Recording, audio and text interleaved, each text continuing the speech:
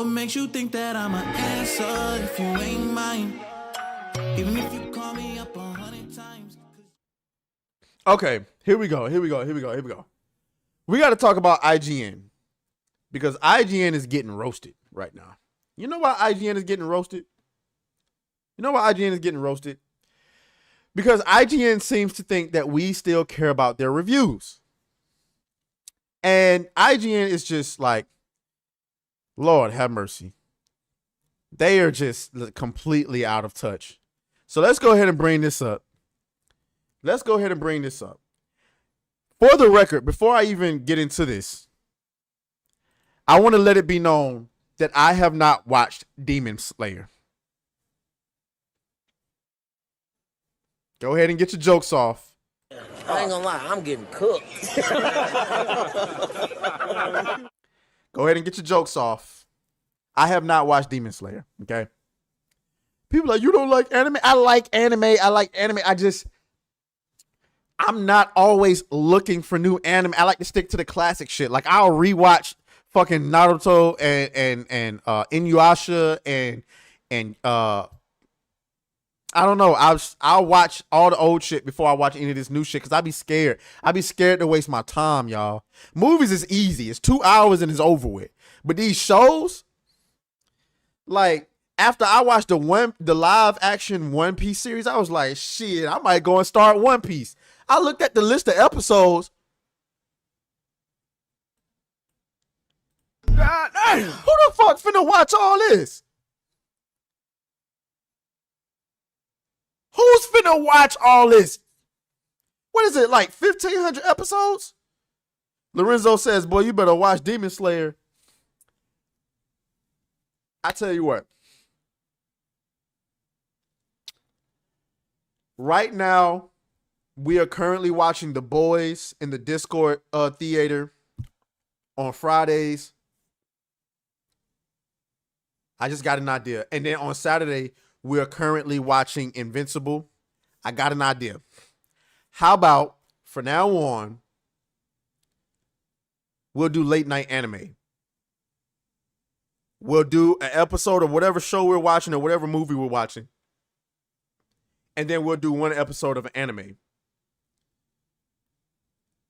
But we got to get more people in the theater though. Channel members, if you're a channel member, join the Discord. And then, you know, at night, we always in the at night on Fridays and Saturdays, we always in the Discord watching the latest movies and TV shows. So yeah, we might start Demon Slayer. But anyway, so Demon Slayer, I'm gonna defer. Okay, I'm gonna defer to someone who knows about Demon Slayer. Okay. Where's she at?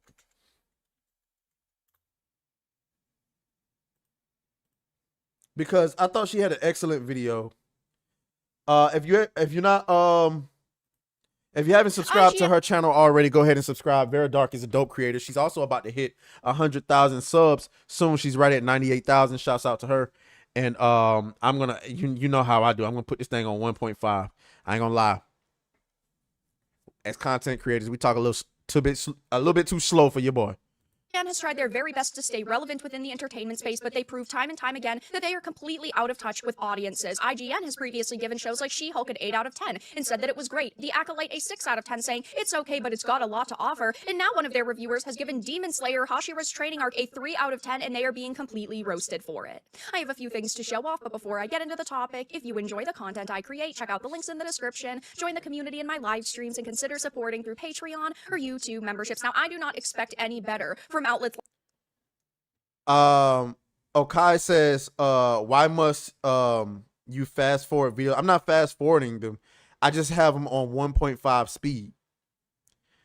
And I don't know, it's like how I watch videos now. I can't help it. It's like watching them at normal speed, like it makes my brain hurt.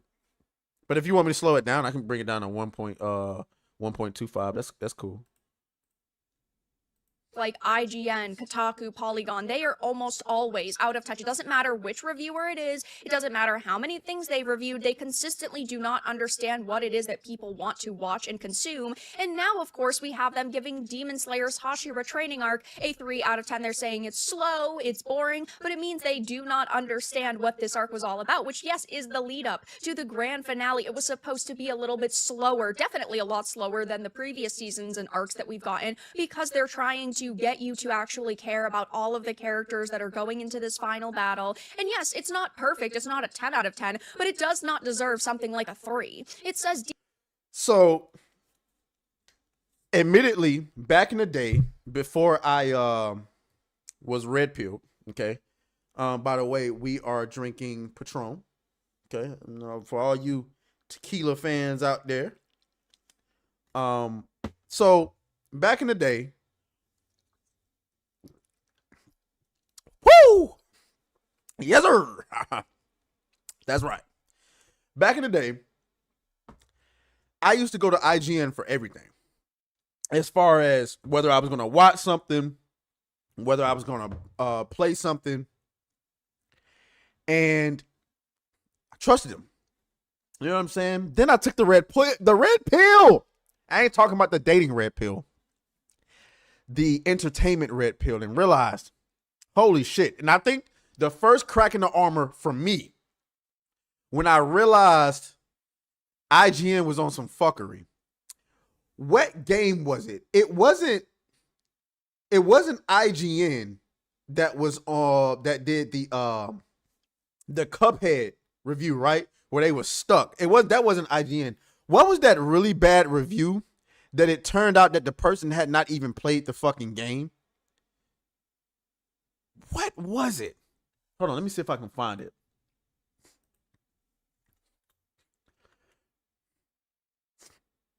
Hold on, guys. Hold on. 1 second.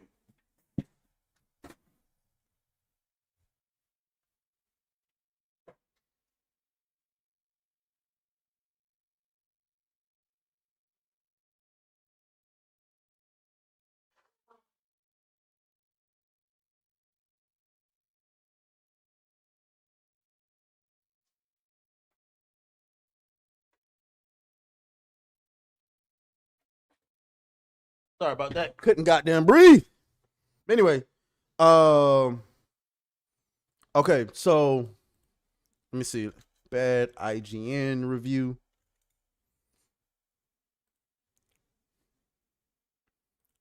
What's the worst IGN review you can think of?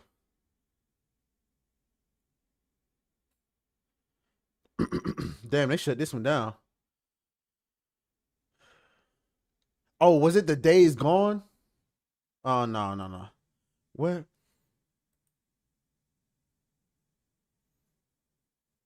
I'm trying to figure out which one was it.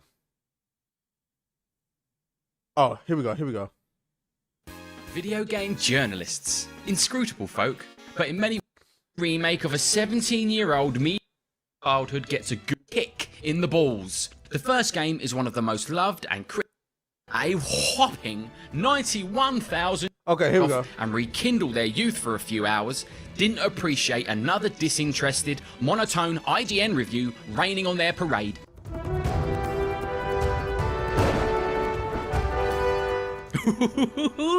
It's the big one. The Last of Us Part 2 is the most disliked IGN review of all time, coming in at nearly double that of our number 2 games. Was it really The Last of Us 2? That wasn't the one, man. I remember them getting roasted for this. 91,000 dislikes. Spoiler alert, covering the build-up and leaks and the controversy around this game is another video entirely, but let me just cover the main kick in the balls. The first game is one of the most loved and critically acclaimed games of all time, no question. Not just for its graphics and gameplay, but for its storytelling, dialogue, and the relationship that develops between the two main characters, Joel and Ellie. And as the credits rolled on the first game, the 7-year-long wait for the sequel began. Then about a month prior to The Last of Us 2's release, came the leaks, with one leak towering above the rest. The leak was a cutscene of Joel, the main character from The Last of Us, getting his head caved in by an athletic woman with a golf club. Needless to say, fans of the series were stunned. Not only did they have to deal with the main character of their favourite game getting killed off, but they then had to continue playing the game as the random chick that killed him. And so when I didn't know it was that bad. They what? What? What the fuck?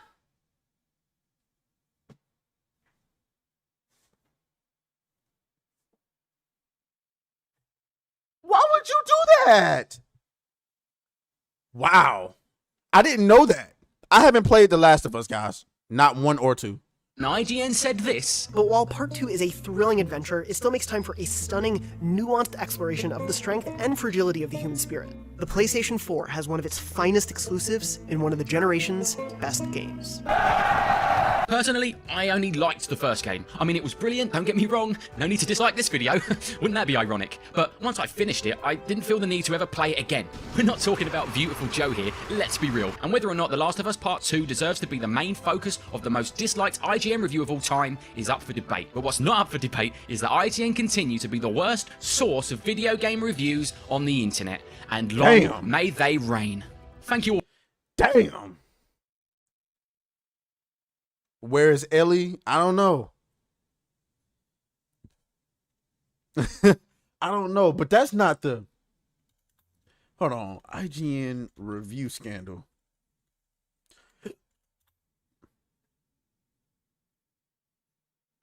Oh. It was the Dead Cells review, was it?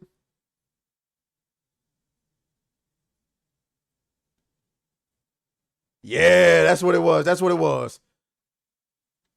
What's up, guys? This is Deadite from Boomstick Gaming. We have a slightly weird issue today. I put out my Dead Cells review last week, and then IGN put out their written and video review today, and it turns out the gentleman there at IGN seems to have watched my video and copied a lot of it, so I'm not sure what to do about this. Let's just walk through it, and I'll show you what I mean. First off, this is the Boomstick Gaming. That's myself. Let's go ahead and start. Dead Cells takes a progression of a Metroidvania and integrates it into this procedurally generated action roguelite that has you slowly chipping away at its steep difficulty. It takes the progression system of a Metroidvania and transforms it into a procedurally generated action roguelite. Okay.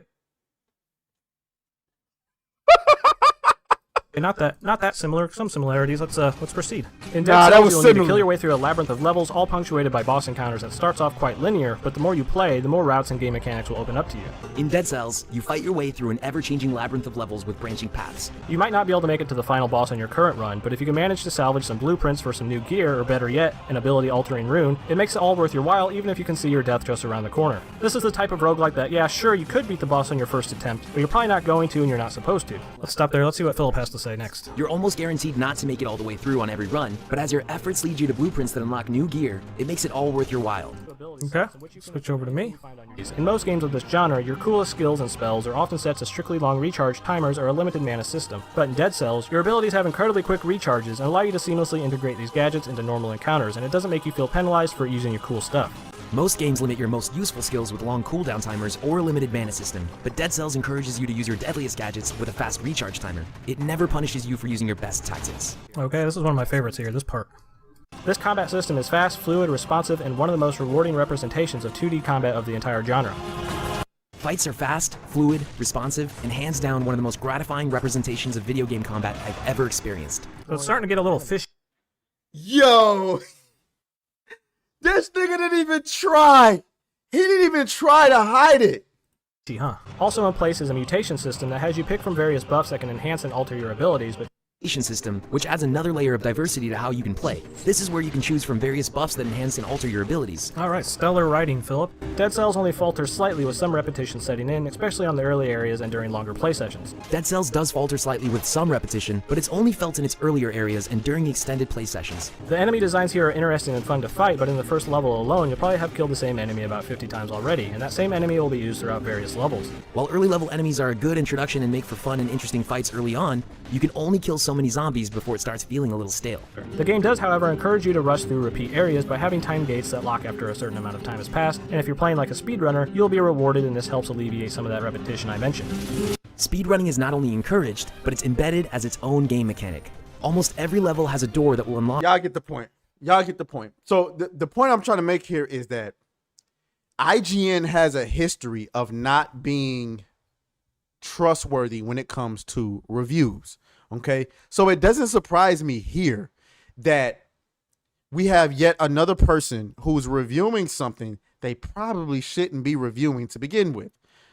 Demon Slayer's recently concluded Hashira training arc feels very much like a video game, specifically the parts of an RPG where you go around your camp talking to every companion, hoping they say something interesting, knowing that most of them will just spout some generic dialogue and then walk away.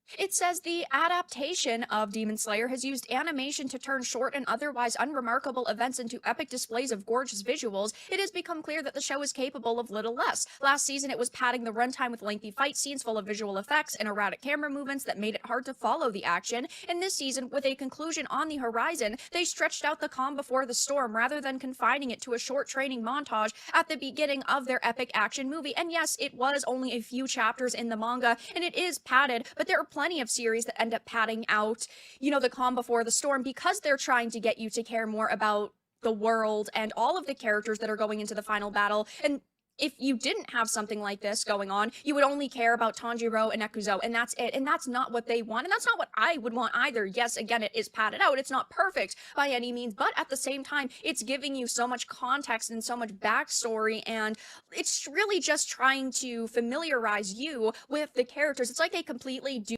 Okay, so admittedly, from my point of view, as somebody who so I'm a person, I've never watched Demon Slayer. I'm trying to see if I should get into it. I gotta be honest here. Based on what she's reading from what he described and what she's describing herself, it don't sound too interesting. Right? But we're talking about season 3. Now you're talking about a full season full of exposition, explaining backstories. I'm not a really big fan of that. I went through a lot of that bullshit in Naruto where you got all these filler episodes and it's like a bunch of exposition, and I don't really care about that. But, maybe I'm wrong. Do not understand that? They go on to say the episode devoted to Gyomei, the Stone Hashira, at least offers a dramatic flashback, even if the show's use of flashbacks is painfully formulaic and predictable. With Gyu's flashback connects to the first season in an interesting way, bringing back one of the show's earliest tragic characters, Sabito, but the majority of the season is devoted to an endless cycle of training montages between Tanjiro and the Hashira, most of whom remain as one note of their breathing technique. It is supposed to be a training arc for Tanjiro and the Hashira, and again, it's like they completely don't understand that this is like the calm before the storm, that they are trying to get you invested in these characters. And I do agree. Oh, it must be season 4, my bad. There could be more with characters like Nezuko, but it had some absolutely amazing visuals, and it's starting with, Muzan finally arriving at the estate in the last episode was obviously a very I'm trying to get her to get to a certain point for the next and final arc, and it seems like they are putting a lot of time and effort into making sure that this goes as smoothly as possible. And we do know that the final arc is actually going to be a movie trilogy, which I know has been, a little bit controversial just because, again, people feel like it's going to be completely padded out, but there's only so much padding that they would be able to do, and I do have confidence in them to stick the landing, at least at this point in time, with all of the content that we've seen so far. And now, of course, because IGN decided to only give this a 3 out of 10, their brief description being it sacrifices momentum and depth for an absurdly long and meandering season that should have been a montage, they are getting absolutely roasted for it, and they deserve it. They do not. So if you come back, right, in the comments, I'm surprised they didn't turn the comments off. Okay. You see in the comments, a lot of people are roasting them. This is this is the same people who gave She-Hulk an 8. Hell no, to the no, hell to the no. Man, are you serious? She-Hulk? Y'all better learn how to squabble. Teach your man how to squabble. Get that trigger next time, nigga. Can you seriously give any sort of credit to any reviewer that gave She-Hulk an 8? Give me 5 positive things about She-Hulk. 5 unequivocally positive things about She-Hulk. I can give you 5 negatives. I can give you 5 negatives. Anybody out there, give me 5 positive unequivocally, meaning they can stand up against an argument. It cannot be disputed. I can give you 5 negatives. Bad CGI, easy. Bad court drama, easy. Dislikable protagonist, easy. Not funny, easy. It was supposed to be a sitcom, not funny. Wasn't funny. Lack of direction / no fucking villain. Easy. Not to mention a poor fucking finale. I'll give you 1 positive. All you got to do is give me 4 positives. I'll give you the 1 positive about She-Hulk. No, it's not Daredevil, because Daredevil was bad in that show. The fact that she broke the 4th wall. That's it. All you got to do is give me 4 positives about She-Hulk. You can't do it? I didn't think you could. Shouts out to Hypnotic in the chat. The only positive necessary, it brought us all together just like everything else. I disagree with that. It didn't bring us all together. Because there's still people online that are psychotic as hell that think that show was good. Apparently, they work at IGN. I think we've gotten even more divided. I mean, if you're talking about in the context of us YouTubers, then hell yeah. Hell yeah. But let's continue. Damn, some things never change. What game was this? What Pokemon? Oh yeah, the too much. Hey, no, I gotta play it. Remember that when IGN rated the Pokemon game and they said too much water. Holy fucking shit. Use a dumb bitch. Use a dumb bitch. Use a dumb bitch. Use a dumb bitch. Use a dumb bitch. Use a dumb bitch. Use a dumb bitch. Use a dumb bitch. Don't know how to spend your money.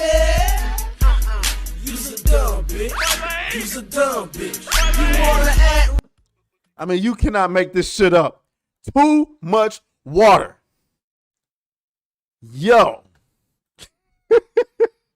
That's insane.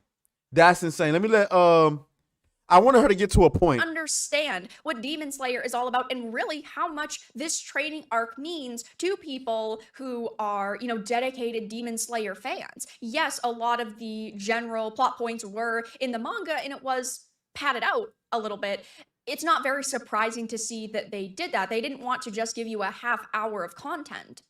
A 3 from IGN. That is an 8 out of 10. Garbage take as usual, but what can you expect from the same people glorifying the Acolyte? And it's true, even though I posted this collage of them giving different series bad reviews, and even though they are not the same journalist / reviewer doing the reviews, it's still clear that IGN, time and time again, no matter which... Hypnotic says, what are they complaining about in Demon Slayer?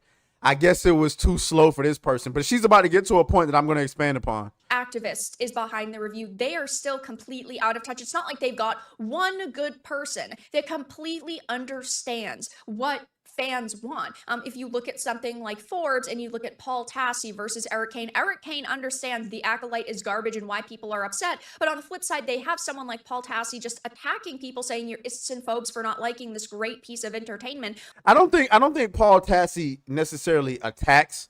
I think Paul nah, I'm lying. That nigga do be attacking. Why the fuck you lying? Why you always lying? Oh my God. Stop you fucking lying. I thought I was going to make a point right there, but like, you ever think you're about to make a counterpoint because you think you're smart, and then in the middle of making your counterpoint, you're like, damn, I done dug myself into a hole and I'm going absolutely nowhere. James OP says Trey is outright ignoring supers. Not sure if he is just not seeing them or what. Oh, which one did I miss? Oh, Adam. Oh, my bad, bro. Oh. My bad. I was so deep. Oh shit. Oh god, here comes Scooby. Lord have mercy. Y'all know what time it is. Now you a single mom.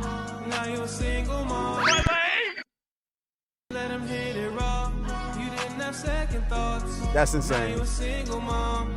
Now you a single mom. Let him hit it raw. You didn't have second thoughts. Now you a single mom. Now you a Lord single have mom. mercy. Let him hit it raw. We gotta let it finish. You didn't have second thoughts. Now Look, Scooby said it's punishment for ignoring his super chats. Lord have mercy. I guess you're right. you didn't have second thoughts. Now you a single mom. Jesus. Adair Soto with another one. That is insane. Yep. The chat quite literally. You didn't have second thoughts. Now you a single mom. Now you a single mom. I'm sorry. I'm sorry. My bad. My bad. I deserve that. I deserve that. I appreciate you. Shouts out to Scooby Pup for the 5 gifted memberships. Shout out to James OP for the super chat. And my bad, Adam. I guess I was just so in the zone. I just missed it. So a couple more for you. Oh, and by the way, you know, super chats, we got to dance on them really quick. Yeah. With all your bitchin', get back in the kitchen. I'm hungry. Don't test me, bitch. Don't test me, girl. Don't test me, bitch. Do not test me, bitch. Hey. I will use my fist. Hey. I will smack your lip. I will bust your shit. Oh, girl. We do not have that at IGN. There is no one here who understands what people actually want. People are also saying things like trash take. This arc was important to learn about the different Hashiras and some backstories. I can see where they're coming from. There could have been some upgrades when it comes to the pacing for sure, but it was a vital arc, definitely. Not a 3 out of 10 though. I think an 8 out of 10 is extremely fair. I don't think it's going to be as good as the, finale as the last arc, but at the same time, it still was good content for people who actually care about Demon Slayer. The pacing could have been better for sure and might not have been their greatest season, but a 3 out of 10, that's crazy. And if we go back to the article for a moment, Raphael here, the one who gave this season of Demon Slayer a 3 out of 10, really doesn't like anime. It seems he gave the recent JJK Season 2 Part 2 a 6 out of 10, which it definitely deserves higher, and he previously said that Demon Slayer Season 3 was only a 5 out of 10, which to me... And there you have it. You got niggas reviewing anime that don't even fucking like anime. God damn it! You can't make this shit up. So, to answer the question, can you, like me, for example, I think a lot of y'all seen when I went on Diabolical Soul's show, I didn't know much about Akira. I was lost. I came in, I thought we was talking about X-Men 97. Apparently, we was talking about Akira, and the entire time I was in there like,